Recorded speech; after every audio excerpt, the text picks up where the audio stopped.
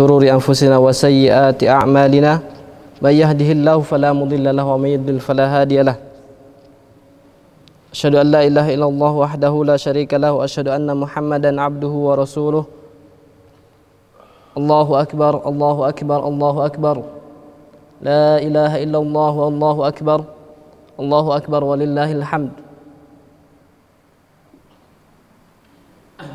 Jamaah sekalian yang semoga dirahmati Allah Subhanahu wa taala. Marilah kita sama-sama bersyukur atas nikmat yang Allah berikan. Salah satu nikmatnya adalah Allah mudahkan kepada kita semua untuk hadir di majelis yang mungkin di zaman seperti ini orang menganggap remeh. Untuk apa datang ke majelis? Lebih baik datang ke kafe. Untuk apa datang ke majelis? Lebih baik berdiam di rumah dan bisa main game melalui online. Itulah kehidupan zaman ini, dan nikmat yang Allah berikan kepada kita, kita dipilih menjadi manusia-manusia yang tetap hadir dalam majelis, yang insya Allah di majelis ini ada keberkahan, yaitu keberkahan majelis tersebut. Salawat dan salam semoga tercurahkan, tersampaikan kepada Nabiullah Muhammad sallallahu alaihi wasallam, pada keluarga beserta sahabat, dan semoga Allah Subhanahu wa taala memberikan kita taufik dan hidayah, keistiqomahan dalam menjalankan ajaran Rasulullah sallallahu alaihi wasallam. Hadirin yang dirahmati Allah Subhanahu wa taala, pada malam ini marilah kita sama-sama untuk belajar. Karena belajar atau menuntut ilmu syar'i, ilmu agama, bukan hanya diwajibkan untuk ustadz, bukan hanya diwajibkan untuk para santri yang mondok, tapi kalimatnya adalah umum. Thalabul ilmi faridatun ala kulli muslim. Jadi semuanya yang mengaku bahwa dia adalah seorang muslim, maka wajib baginya untuk menuntut ilmu. Dan di sini ditekankan adalah ilmu syar'i. Alhamdulillah, beberapa saat lagi kita akan bertemu satu hari yang merupakan hari istimewa, hari Id, dari Id yang Allah berikan kepada kita, yaitu Idul Adha, hari raya, di mana pada hari raya ini ada suatu ibadah yang apabila ibadah itu dilakukan kepada selain Allah, maka jatuhlah orang tersebut dalam kemusyrikan, wal iyadzu billah, yaitu ibadah zabh atau berkurban. Maka sudah layak bagi kita dan sangat penting untuk belajar, memurojaah lagi bagi yang sudah pernah belajar, dan berbagi ilmu bagi yang sudah belajar kepada yang belum belajar, dan menanyakan yang belum belajar kepada yang sudah belajar. Siap jamaah sekalian? Siap berbagi ilmu? Taib. Allahumma syahad. Ya.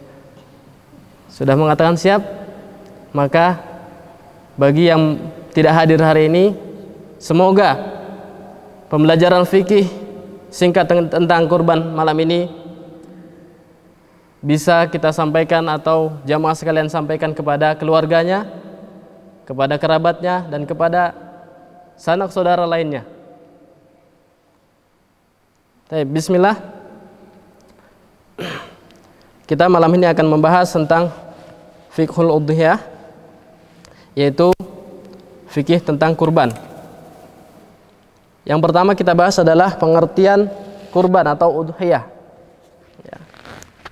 Dari segi bahasa, kurban adalah dzabhul udhiyah fi waqti duha, ya. Maksudnya adalah secara bahasa pemotongan hewan kurban pada waktunya, yaitu pada waktu kurban atau Idul Adha sampai akhir Yaum Tasyrik. Kemudian secara istilah, hiya ma yuzbahu minal ibli awil baqari awil ghanami taqarruban ila Allah Ta'ala yaumal Id. Ya.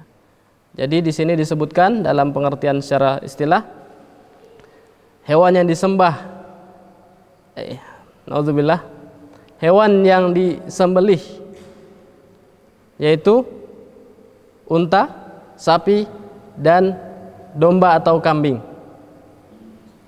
untuk mendekatkan diri kepada Allah Subhanahu wa Ta'ala dan disembelih pada hari Idul Adha.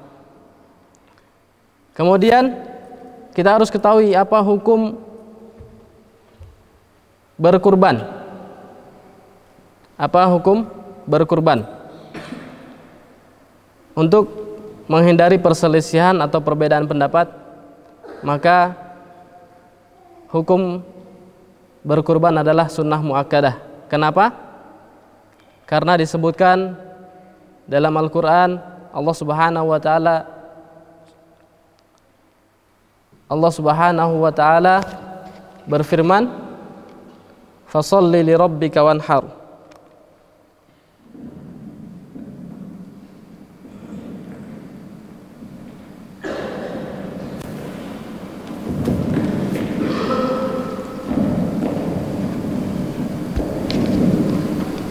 Itu dalilnya dari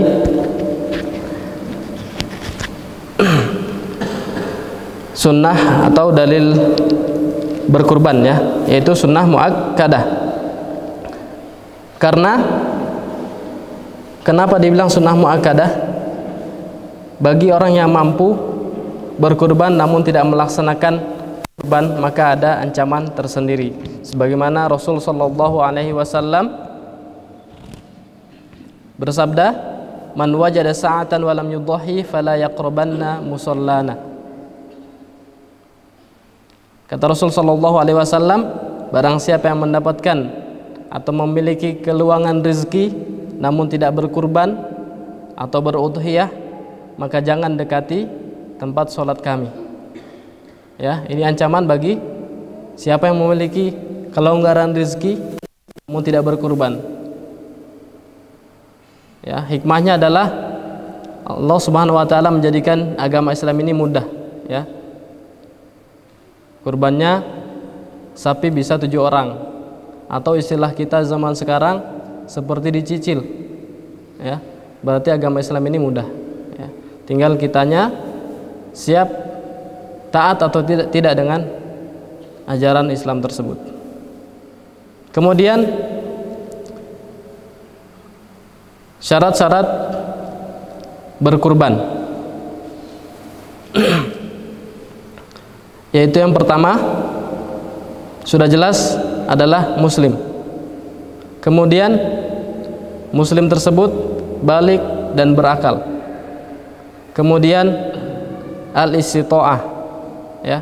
3 syarat seorang untuk berkurban pada Idul Adha, yaitu ada 3: muslim, kemudian balik dan berakal, dan mampu, ya, memiliki keluangan rezeki sebagaimana disebutkan dalam hadis.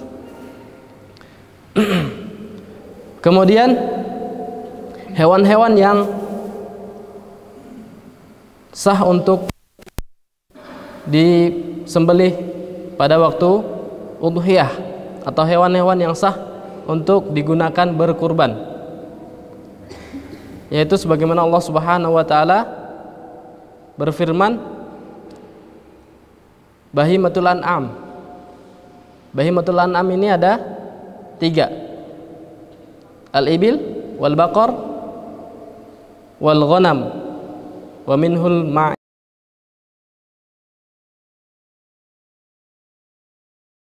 ya. Ada 3 yang hewan yang dapat disembelih saat berkurban, yaitu unta, sapi, domba atau kambing. Kemudian ketika hendak memotong hewan kurban, apakah ada syarat dalam pemotongan hewan-hewan kurban ini?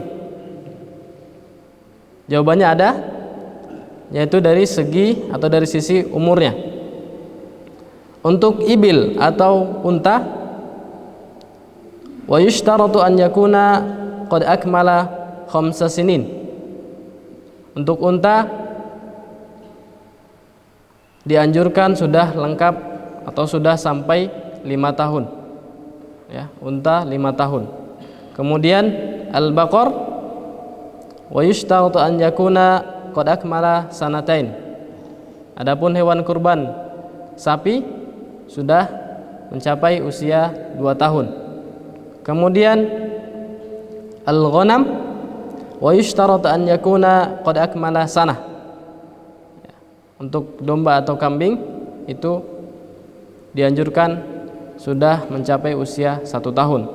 Namun ada hadis di mana salah satu sahabat saat itu hanya mampu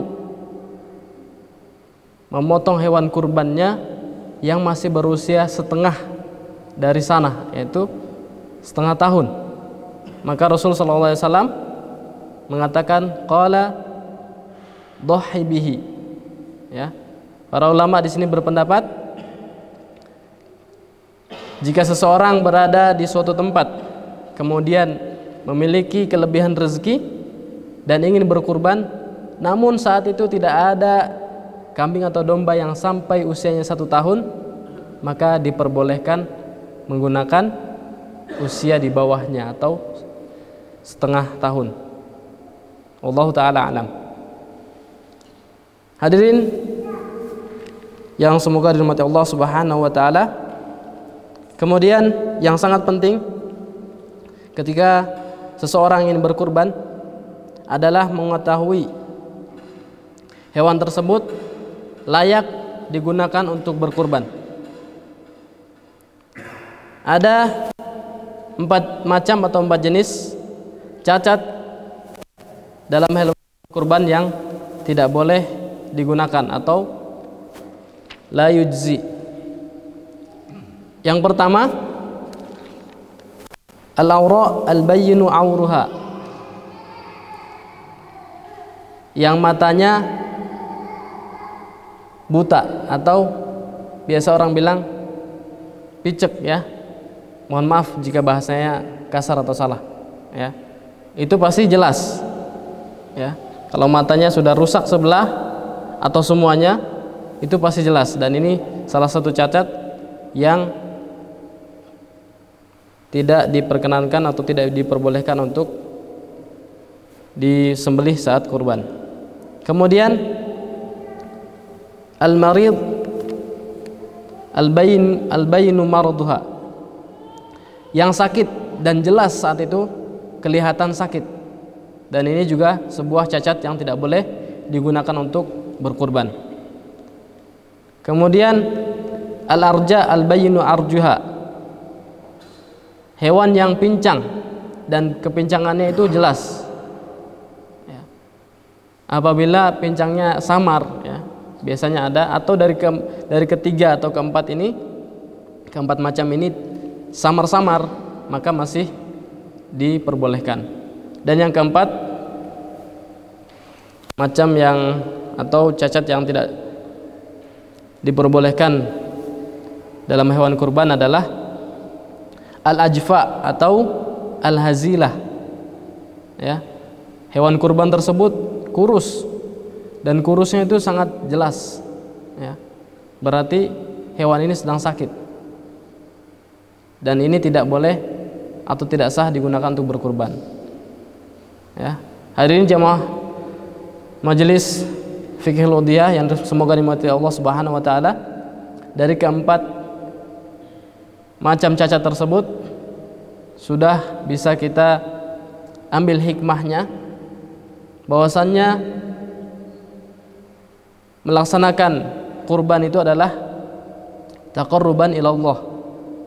Tujuannya adalah mendekatkan diri dengan ibadah tersebut kepada Allah Subhanahu wa taala, dan sudah pasti harus dengan yang baik-baik, ya. Yang tidak ada cacat mata, tidak ada cacat kaki, kemudian tidak dalam keadaan sakit, kemudian bukan juga yang kurus, ya. Jadi harus nyari yang spesial atau istimewa, ya. Hadirin yang semoga dirahmati Allah Subhanahu wa taala. Kemudian masalah yang berikutnya adalah waktu dzabhil udhiyah. Kapan disyariatkannya atau sahnya ketika menyembelih hewan kurban itu? Yaitu setelah dilaksanakan sholat Idul Adha hingga hari terakhir hari tasyrik atau tanggal 13 Zulhijjah. Dari tulu'i syams min yaumil Idul Adha sampai menjelang maghrib di hari ke-13 dari hari tasyrik, ya. Kemudian apabila seseorang menyembelih hewan kurban, sudah meniatkan akan menyembelih hewan kurban, namun menyembelihnya, ini sebuah masalah, menyembelihnya sebelum sholat Idul Adha, maka jatuhnya bukan lagi kurban, akan tetapi sembelihan biasa yang biasa dilakukan mungkin untuk makan-makan keluarganya atau berbagi biasa, dan tidak ada nilai pahala kurban. Kemudian masalah yang berikutnya tentang fiqhul udhiyah. Daging kurban ini mau dikemanakan? Penggunaan daging kurban ini, dan ini biasanya menjadi sebuah masalah yang sering terjadi, ya. Semoga Allah Subhanahu wa taala hindarkan kita dari permasalahan ini dan menjadikan ma'had kita ini adalah ma'had yang ada di dalamnya keberkahan, karena kita menjalankan syariat sesuai tuntunan, yaitu daging kurban ini terbagi menjadi 3. Wa yustahabu an yaj'alaha athlathan, ya. Dianjurkan atau disunahkan daging kurban ini dibagi menjadi 3. Yang pertama, thuluthun li ahli baitihi, ya. Sepertiga daging dari hewan kurban ini untuk orang yang berkurban dan keluarganya. Kemudian wa thuluthun yut'imu fuqara. Sepertiga yang kedua untuk memberikan makan kepada fakir miskin. Kemudian yang ketiga wa yahdi ats-tsulus. Yang ketiga boleh menjadikan itu sebuah hadiah, diberikan untuk tetangga-tetangganya. Kemudian apabila ada yang menyimpan dari sepertiga, apakah boleh hukumnya? Maka jawabannya boleh. Dari hadis Rasul sallallahu alaihi wasallam, an Buraidah radhiyallahu anhu anna Nabiy sallallahu alaihi wasallam qala kuntu nahaitukum an idkhari luhumil adahi fawqa thalathin fa amsiku ma badalakum, ya. Jadi dari hadis ini Rasul sallallahu alaihi wasallam dulu pernah melarang para sahabat untuk menyimpan daging sepertiga daging kurban itu, namun saat itu Rasulullah SAW membolehkannya, ya. Hal ini sering terjadi, seperti contohnya di pesantren, sepertiga diambil oleh mudhahi atau orang yang berkurban, sepertiga disalurkan kepada orang yang membutuhkan, fakir miskin. Kemudian sepertiga disimpan dengan tujuan untuk para santrinya, dan di sini masuk kepada hadis tersebut, iddikhar, dan ini boleh. Kemudian apabila seorang mudhahi ini atau orang yang berkurban tidak mengambil satu bagian pun dari hewan kurbannya, apakah ini boleh? Maka jawabannya boleh, karena itu hanya pembagian, ya. Mau atau tidak mau diambil maka terserah dari mudhahi tersebut atau orang yang berkurban itu, ya. Tidak menjadi sebuah kewajiban harus mengambil sepertiga bagian hewan atau daging kurban tersebut. Kemudian kewajiban bagi seorang yang ingin berkurban apabila sudah masuk 10 Dzulhijjah, ya, masuk, dia sudah berniat saya akan berkurban sapi, sudah niat, kemudian mulai dari 1 Dzulhijjah maka ada ketentuan-ketentuan yang harus dijaga dan tidak boleh dilanggar, yaitu yang pertama fala ya'khudhanna sya'ran, ya, tidak memotong rambut, ya. Rambut ini umum, ya, dari bagian manapun. Kemudian wala yaqlamanna dzufran, ya, dan tidak memotong kuku. Dan ini adalah ketentuan. Jamaah sekalian yang semoga dirahmati Allah Subhanahu wa taala, sebelum kita ke hikmah daripada disyariatkannya udhiyah atau berkurban, ada beberapa permasalahan yang mungkin bisa dianggap penting untuk dibahas. Yaitu yang pertama, bolehkah kita iuran untuk membeli satu kambing kemudian memotong hewan tersebut pada saat Idul Adha atau Idul Kurban? Maka jawabannya ini bukan termasuk dari kurban, akan tetapi masuk pada sembelihan biasa. Karena Rasul sallallahu alaihi wasallam saat itu bukan iuran dengan para istri dan anak-anaknya atau keluarganya, akan tetapi dari harta sendiri. Saat itu Rasul pernah menyebutkan dalam suatu riwayat, beliau memotong hewan kurban dengan satu syah, kemudian menyebut hadza anni wa an ali baiti. Allah taala alam, jika nanti salah bisa dikoreksi. Ya, dengan dalil tersebut maka apabila ada yang melaksanakan kurban dengan satu kambing dari hasil iuran, maka ini tidak dibenarkan secara syariat. Kemudian, bolehkah kita berkurban untuk orang yang sudah meninggal? Maka jawabannya, kurban itu adalah sunnah untuk orang yang masih hidup. Kurban itu sunnah yang dilakukan oleh orang yang masih hidup. Namun apabila, dan ini yang diperbolehkan dalam hal ini, apabila seorang ayah telah berwasiat kepada anaknya agar berkurban atas namanya, kemudian ayah ini meninggal, maka di sini diperbolehkan untuk berkurban untuk mayit tersebut. Kenapa?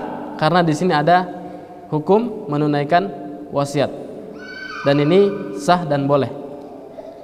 Wallahu taala alam. Kemudian kita beranjak kepada hikmah disyariatkannya berkurban. Jamaah sekalian, Allah Subhanahu wa taala ketika memerintahkan kepada hambanya untuk beribadah, baik itu dalam arti sholat ataupun yang lainnya, bahkan juga berkurban, tidak mungkin lepas daripada hikmah. Pasti ada hikmah dan keuntungannya untuk yang menjalankan. Begitupun dengan disyariatkannya kepada kita semua pada kaum muslimin untuk berkurban. Yang pertama, hikmah disyariatkannya berkurban adalah menguji kesabaran, menguji keikhlasan seorang hamba tersebut. Seperti dikisahkan dalam Al-Quran, kisahnya Nabi Ibrahim bersama putra yang sudah ditunggu lama kehadirannya. Kemudian Allah Subhanahu wa taala memerintahkan di dalam mimpinya agar menyembelih. Itu cobaan yang sangat besar. Namun Allah Subhanahu wa taala melanjutkan setelah memberikan cobaan, dan ayah dan anak tersebut yaitu Nabi Ibrahim dan Nabi Ismail sabar dan ikhlas karena Allah Subhanahu wa taala, Allah menggantikannya wa fadainahu bidzabhin azim. Dan ini luar biasa. Kemudian hikmah yang kedua adalah menguatkan keimanan dan tauhid dengan hanya beribadah kepada Allah Subhanahu wa taala, yaitu tidak menyembelih kepada selain Allah Subhanahu wa taala. Dan yang ketiga, di sini walaupun dengan hanya menyembelih diniatkan ikhlas karena Allah Subhanahu wa taala untuk berkurban, yang perlu diketahui adalah nilai dari ketakwaannya itulah yang akan sampai kepada Allah Subhanahu wa taala. Kata Allah Subhanahu wa taala dalam Al-Qur'an, la yanalallaha luhumuha wala dima'uha. Ini bantahan untuk orang-orang yang mengatakan bahwa ketika berkurban daging dan darahnya itu sampai kepada Allah. Ya, ini bantahan. Tidak akan sampai. Yang sampai hanyalah walaki yanaluhut taqwa minkum. Yang sampai adalah nilai ketakwaan orang yang berkurban tadi. Ya. Kita tahu di Indonesia ini kita sering melihat, mungkin bahkan video-videonya sudah viral. Ada nenek-nenek yang menabung setiap tahun untuk berkurban, dan kurbannya bukan kambing tapi sapi. Dan ini luar biasa. Karena di situ di dalamnya ada keyakinan bahwa dengan begitu ketakwaan akan meningkat. Keikhlasan semakin kuat. Keimanan semakin sempurna. Allah taala alam. Kemudian hikmah yang keempat adalah menyembelih hewan kurban itu bukanlah sebuah penganiayaan. Kenapa? Karena Allah Subhanahu wa taala yang menciptakan hewan-hewan tersebut. Dan Allah Subhanahu wa taala yang menyuruh kepada hambanya untuk menyembelih hewan kurban tersebut. Bukan sebuah penganiayaan. Kemudian hikmah yang terakhir dalam majelis ini, berkurban bukan termasuk perilaku berfoya-foya. Ya, perlu diingat, berkurban itu bukan pekerjaan yang jatuh pada foya-foya atau menghamburkan harta, bukan. Karena tadi ada ketentuan-ketentuan yang akan sampai hamba tersebut pada ketentuan itu. Ya. Ketakwaan yang tinggi, kesabaran dan keikhlasan dan lainnya. Allah taala alam. Ini saja yang bisa kami sampaikan. Semoga dengan belajarnya kita pada malam hari ini dapat memberikan wawasan tentang ilmu syar'i, yaitu khususnya sesuai bab yang dibahas pada malam ini, fikih kurban. Semoga Allah Subhanahu wa taala memberikan keberkahan kepada kita, keluarga kita, juga kepada ma'had yang akan menyelenggarakan penyembelihan hewan kurban dan penyalurannya. Dan kita berharap tidak ada terjadi penyalahan syariat dalam acara atau agenda tersebut. Taqabbalallahu minna wa minkum sholihal amal. Semoga Allah Subhanahu wa taala menerima amal ibadah kita semua, dan juga Allah terima ibadah kurban bagi siapa yang berkurban pada tahun ini, dan yang bagi yang belum, semoga Allah Subhanahu wa taala mudahkan agar dapat berkurban pada kesempatan-kesempatan yang lain. Wallahu taala alam. Kita akhiri dengan doa kafaratul majlis. Subhanakallahumma bihamdik asyhadu an la ilaha illa anta astaghfiruka wa atubu ilaik. Assalamualaikum warahmatullahi wabarakatuh.